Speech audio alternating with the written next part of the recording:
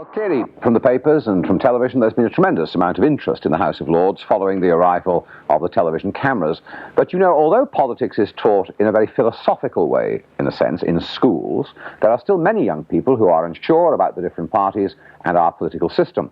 Well, Zoe Brown joins us again today, and she's been looking into the politics as seen by what you might call the first-time voter.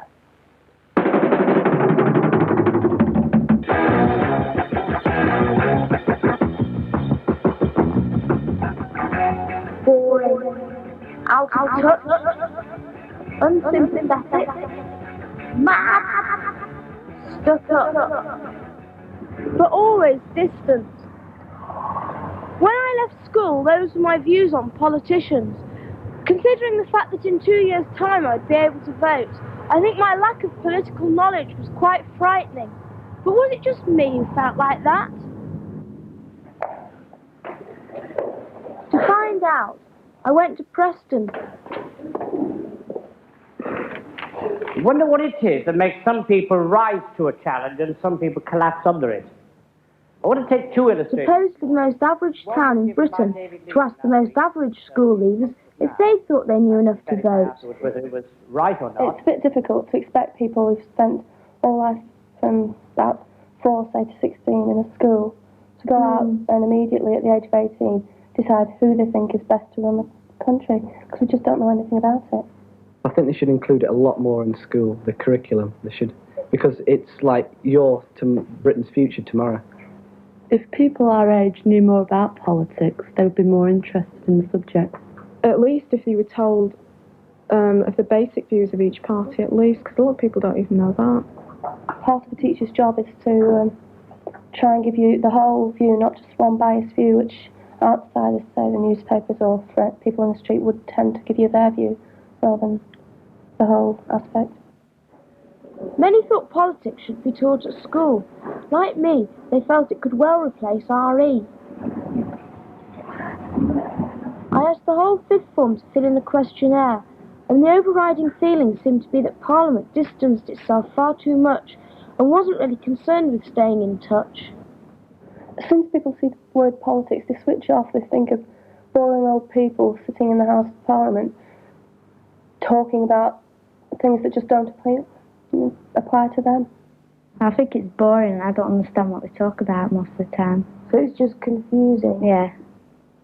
I feel that it's a waste of time, a total waste of time, but they seem to be battling against each other, especially if they're swapping over every 4 years. Yeah. They seem to be having to recreate what the last government worked, so I feel that there's like a vicious circle. It'd be boring in school, but you'd still learn from it a little bit, and then you'd know like what to vote and that more. Yeah, when you think that's good? Yeah, but people would find it boring in school. Britain always prides itself on being a democracy. Theoretically, we have the right to choose our government, but every year 850,000 people reach voting age with very little idea of how the country's run or even the policies of the main parties. No wonder things like this happen.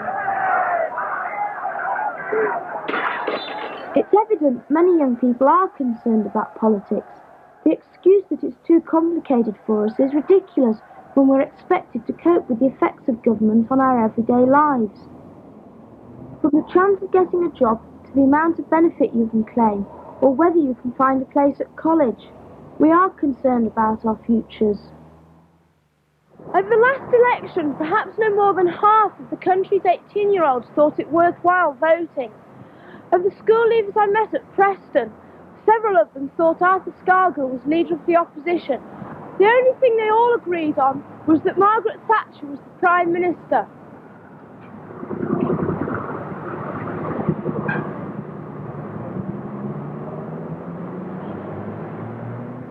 Well, Zoe, boring, confusing, and a waste of time. They don't seem to have changed their minds very much since you were thinking the self-same things 2 years ago, do you? I know, it seems to be quite common. I think it is caused, though, a lot by confusion. I mean, I felt that I ought to know more about it, and I talked to the people at Preston, and they all felt that even though they did think it was boring and confusing, and that they weren't really interested, and a lot of them thought it was a complete waste of time. Really? Why is that? I mean, I thought youngsters wanted to take a part in things and wanted to make their presence felt, and they've been given the vote now earlier and so on. You'd have thought that, you know, youngsters are very democratic and very active in a way. It's very disillusioning, I think, at the moment, being young with, you know, you haven't got that many prospects unless you've got 9 million O-levels and a degree in by the time you're 19. So I think it is very, and it causes frustration, the fact that people, you get to 18, you don't really know what is going on. So in other words, youngsters are cheesed off with politicians largely because they've landed teenagers in a mess where they can't get a job. I think so at the moment, yeah. But why don't they sort of get up and do something about that? Because they're the next generation, they're going to be the next politicians, the next leaders. They've got to really take up the sort of cudgels, haven't they? Well, I mean, all you can do really is vote, unless you're an incredibly motivated person, and race out and become a political activist. All you can do is vote, and it is, I mean, I think voting is a very important step, and I still don't think that I know enough to vote responsibly. Well, perhaps in schools people should be taught more about up-to-date politics, and that's a proposition which, of course, always says, people react to that by saying, well, the trouble is that then youngsters are being indoctrinated. Yeah. In other words, they will be given Marxist principles or reactionary principles or capitalist principles. What do you think about that? I mean, shouldn't the teaching in schools, though, be a little more relevant about how politics works in this country and what we're trying to do? I think it definitely should. I think they could, I think there's always too many people in any subject who are going to criticise the way it's taught.